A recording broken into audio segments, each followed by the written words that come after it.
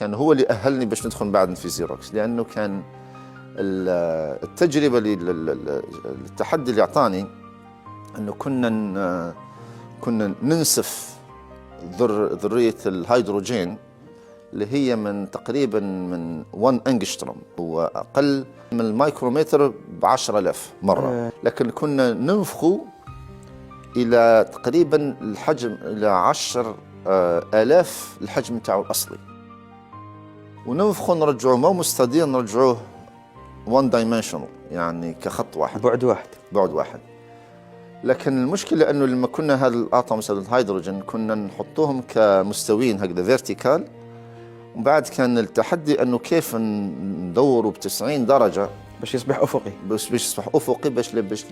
باش تكون النظرية تاع عمود واحد 1 dimensional theory، لأن ما كانش عندنا نظرية تقدر تحمل 3 dimensional. توصلت إلى نتيجة؟ فتوصلنا الحمد لله، ودرنا كافيتي ميكروويف وخرج منها، كان فيها نظرية تطوير النظرية، حتى النظرية السابقة لقيناها باللي خاطئة، فطورنا جزء نظري وجزء أيضا تجريبي. نظرية من هذه اللي خاطئة؟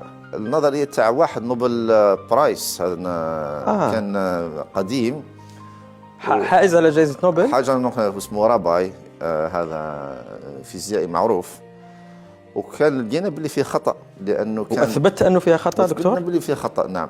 الحقيقة هذه هذه في حد ذاتها إنجاز، أنك تصحح نظرية عالم تحصل على جائزة نوبل في هذا الببليكيشنز اللي دارها بالضبط. نعم، فعلا كان مخطئ فيها، لأنه كان ما اعتبرش باللي السيستم كوانتيك يختلف عن السيستم كلاسيك.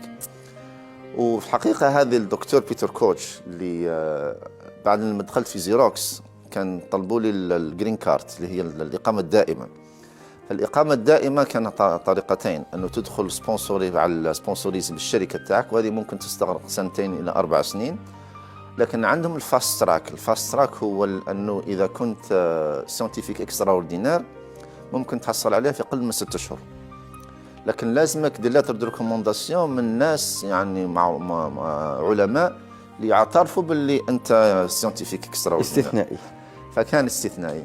فكان دكتور بيتر كوتش هو اللي كتب لي أحسن رسالة ومثلني هذا الحائز على جائزة نوبل، وطبعا فيها مبالغة، لكن إلا هذا الرسالة هو اللي درت معه الماستر، ما درت معه الدكتوراه. طبعا الأساتذة تاع الدكتوراه قدموا لي رسائل أيضا، لكن كانت رسالة دكتور بيتر كوتش حصلت هي على أقوى إقامة. رسالة، هي اللي وصلت لي الإقامة في أقل من 4 أشهر.